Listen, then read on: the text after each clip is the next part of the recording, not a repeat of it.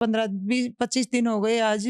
क्या खाते होंगे, क्या पीते होंगे? हम सब यहाँ पे खा रहे पी रहे हैं, लेकिन वो बच्चा क्या खा रहा होगा?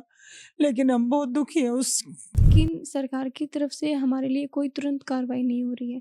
मतलब सरकार ये भी ध्यान नहीं दे रही कि एक-एक दिन, एक-एक मिनट ज़रूरी है उनके लिए। नशिया ज़बरदस्ती पहुँचाया गया झूठ बोलकर या फिर वो अपनी इच्छा से? किसी की गोली लग गई, किसी पे ड्रोन अटैक कर गया, किसी की क्या हो गया, वो सब डैमेज होके हॉस्पिटल में पड़ा है। तब उन्होंने यही कहा था कि आज हमारी लास्ट बात हो रही है, इसके बाद हमारा कोई कॉन्टैक्ट नहीं होगा।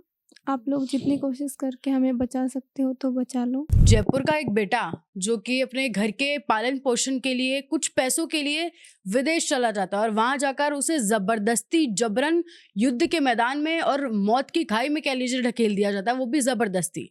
अब उनके परिवारजन यहाँ पर परेशान हैं, लगातार ये लोग गुहार लगा रहे हैं कि इनके बेटे को यहाँ पर वापस लाया जाए, लेकिन कोई भी संदेश, कोई भी बातचीत इनकी बेटे से नहीं हो पा रही है। अब इनसे जानने की कोशिश करते हैं कि आखिर वो रशिया पहुंचे कैसे। सबसे पहले आंटी जी ये बताइए कि रशिया ज़बरदस्ती पहुँचाया गया झूठ बोलकर या फिर वो अपनी इच्छा से? बोल के फँसाया गया है शंकर सिंह एजेंट ने, और डेढ़ महीने का उसका वीज़ा बना दिया और उसको वहाँ धंधा नहीं दिया, नौकरी नहीं मिली उसको। तो दूसरी जगह लगा, दूसरी जगह भी 1 महीने करे तो उसको पैसे नहीं मिले, तो वो खाने के पैसे भी नहीं रहे, हमारे को भी नहीं बोला उसने।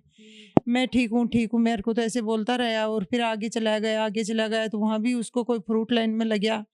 तो फिर उसको वहाँ भी तनख्वाह नहीं दी, तो वो दुखी हो गया वहाँ से दुखी हो गया, तो एक एजेंट मिलता है, वो एजेंट बोले चलो तेरे को आर्मी में भर्ती करा देते। बोले मेरे को कौन आज आर्मी में भर्ती करेगा, मैं 10वीं फेल हूँ। बोली अरे वहाँ तो बिगड़ पड़े हुए कोई ले रहे हैं, तो वहाँ उसको आर्मी में भर्ती कर लिया। और उसने एजेंट ने 40,000 रुपये भी लिए उससे भर्ती करा, पैसे भी ले लिए? पैसे भी ले लिए उससे 40,000, उसने किसी से उधार लेके उसको 40,000 रुपये भी दे दिए। उसके पास एक पैसा भी नहीं रहा, नहीं खाने पीने का सामान रहा, वो वहाँ भर्ती करा देता है, रूस में भर्ती करा दिया उसको। तो उसको 10 दिन की ट्रेनिंग दिवाई गई, 10 दिन उसका फ़ोन नहीं आया, तो रोने लग गया, फ़ोन नहीं हो रहा, मेरा घर वालों से फ़ोन छीन लिया उसका। 10 फ़ोन छीन लिया गया यहाँ पे? हाँ, और 10 दिन बाद में उसको फ़ोन दिया गया, तो वो हमारे से कॉन्टैक्ट में आया, तो रोता बुरा हालों में, मम्मी मैंने तो साइन कर दिए, और ऐसे रसिया भाषा में, और मेरे को तो पता ही नहीं चला क्या बात है या हाँ, हाँ, एक वीडियो सामने आ रहा है, उस वीडियो में क्या कह रहे हैं मनोज जी? वीडियो सामने आ रहा है कि मैं दुखी हूँ, मेरे को शंकर सिंह ने और राजेश जाट ने और जीतू भाई ने, तीनों एजेंटों ने मेरे को फंसा दिया। तीनों एजेंटों ने मेरे को झांसा में लेके और फंसा दिया।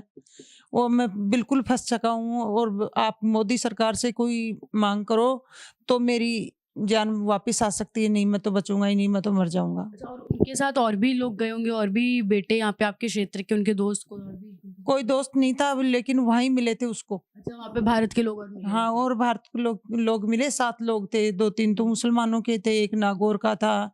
ऐसे कई गाँवों के थे, उनके माँ-बाप भी बहुत दुखी हैं। किसी के गोली खा ली, किसी के गोली लग गई, किसी पे ड्रोन अटैक कर गया, किसी की क्या हो गया, वो सब डैमेज होके हॉस्पिटल में पड़ा है। और 2 बच्चों का पता ही नहीं, एक नागौर का है और एक ये मनोज सिंह है। इनका अच्छा, 2 इनको तो पता ही है। पता ही नहीं है, और 15-20-25 दिन हो गए आज। क्या खाते होंगे, क्या पीते होंगे? हम सब यहाँ पे खा रहे पी रहे हैं, लेकिन वो बच्चा क्या खा रहा होगा? लेकिन हम बहुत दुखी हैं उस और वो घर के भरण पोषण के लिए यहाँ से गए थे। पालन पोषण के लिए गया था। उसके पापा बीमार रहते हैं बहुत ज्यादा, वो टेंशन कर करके मर लेंगे, वो कहाँ से देखेगा मेरा बाप कहाँ गया।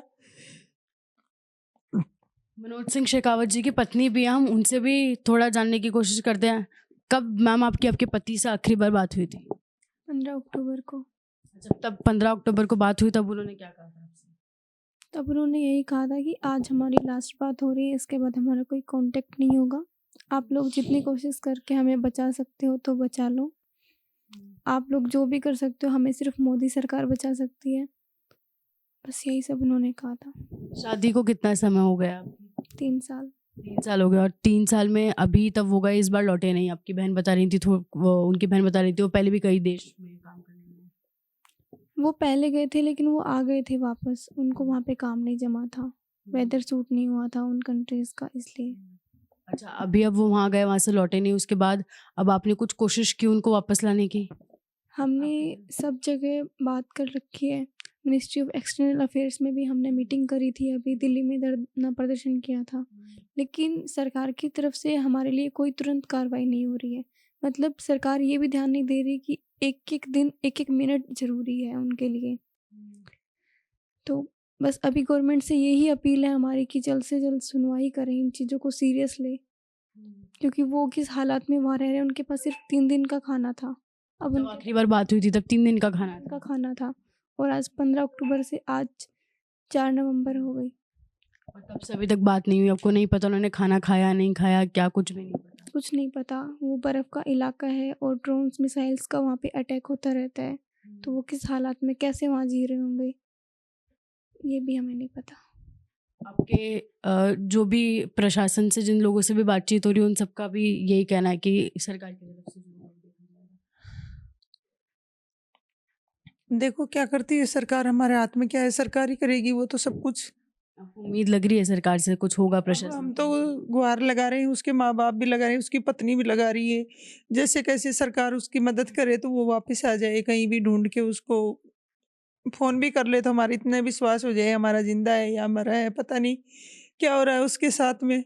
वो इकलौते थे आपके पूरे घर को चलाने वाले घर बंदे। के चलाने वाला पूरा इकलौता था, पूरा परिवार पे ही ध्यान देता था। हमारे 50 लोग हैं, 50ओं पे ध्यान देता था, माँ बाप पे नहीं, पत्नी पे नहीं, पूरे परिवार पे उसका ध्यान था।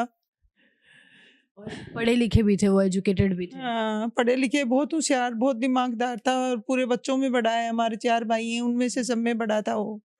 समझदार है खूब। पहले दिल्ली की टूरिस्ट लेन में था, वो खूब कमाई करता था, लेकिन हमें क्या पता यहाँ मौत के मुंह में ही एजेंट दे देंगे।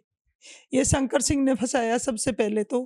ये शंकर सिंह भी, उसकी जान का दुश्मनी कहीं मिला है उसको। अब सोचिए, प्रशासन से लगातार हम भी यही अपील करेंगे कि हमारे ही देश का बेटा है जो कि सिर्फ अपने परिवार के भरण पोषण के लिए गए, किसी एजेंट के जरिए गए, कैसे भी गए, पर अब वहाँ पर अभी फिलहाल वो मौत के मुंह में, मौत की खाई में ही है। तो प्रशासन से हम भी इनकी तरफ से यही गुहार लगाएंगे, प्रशासन पूरा सहयोग करे और दूतावास के जरिए जो जो भी तरीका पॉसिबल तरीके से अपनाया जा सकता है उसके जरिए वो और उनके साथ जो भी भारतीय वहाँ पर फंसे हुए हैं उन्हें जल्द से जल्द वापस भारत लेकर आया जाए।